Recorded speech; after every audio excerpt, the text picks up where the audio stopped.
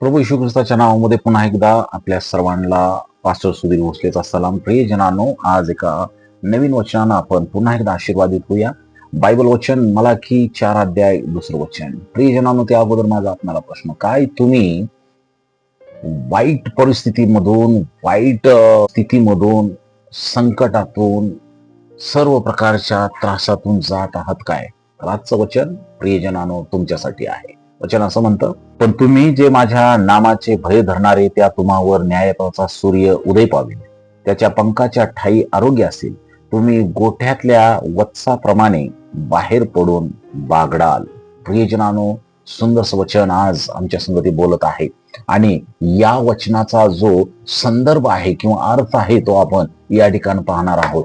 हे वचन जे आहे ना, ते पुनर्स्थापना आणि देवाच्या न्यायाचे जे वचन आहे, अभिवचन आहे, ते देणार असं हे वचन आहे. न्यायत्वाचा सूर्य उगवेल म्हणजे याचा अर्थ देव एक दिवस अंधार दूर करून, आमच्या जीवनात असलेला अंधार, हालेलुया, परमेश्वर दूर करून सत्य आणि न्याय आपल्या जीवनामध्ये प्रस्थापित करेल. अनेक ख्रिस्ती लोक या न्यायाच्या सूर्याला किंवा न्यायत्वाचा जो सूर्य आहे त्याला जीसस क्राइस्ट किंवा येशू ख्रिस्त असे म्हणतात आणि येशू ख्रिस्ताचं ते प्रतीक म्हणजे न्यायत्वाचा सूर्य असं मानलं जातं. जसा सूर्य अंधार दूर करतो, सूर्य उगवल्यानंतर अंधार दूर होतो, तसा येशू माणसाच्या जीवनामध्ये, त्याच्या भक्तांच्या जीवनामध्ये प्रकाश आणत असतो. नंतर म्हणलेलं आहे की त्याच्या पंखाखाली आरोग्य असेल. या ठिकाणी वापरलेला पंख हा शब्द म्हणजे संरक्षण आणि बरे होणे किंवा आरोग्य मिळणे. देव फक्त न्याय देत नाही तर मन, शरीर आणि आत्म्याचे आरोग्यही आपल्याला तो पुरवतो. प्रेज गॉड, देवाच्या नावाला धन्यवाद असो याबद्दल. आणि वासरासारखे उड्या माराल असं म्हणण्यात आलेलं आहे.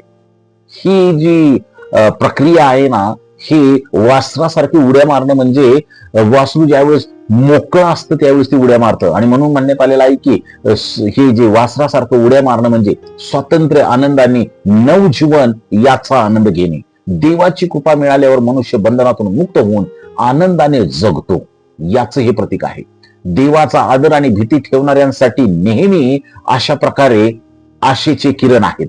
अंधार कायमचा त्यांच्या जीवनामध्ये राहणार नाही. देवाचा प्रकाश उगवणारच देव आपल्याला बरे करतो आणि नवीन आनंदी जीवन देतो, याचं हे प्रतीक आहे. आणि म्हणून हे वचन आपल्याला सांगते की देवावर विश्वास ठेवणाऱ्यांसाठी प्रकाश, आरोग्य आणि आनंदाचा नवा दिवस येणार आहे. अंधार किती असो, देवाचा न्यायाचा प्रकाश एक दिवस नक्की उगवेल. आमेन.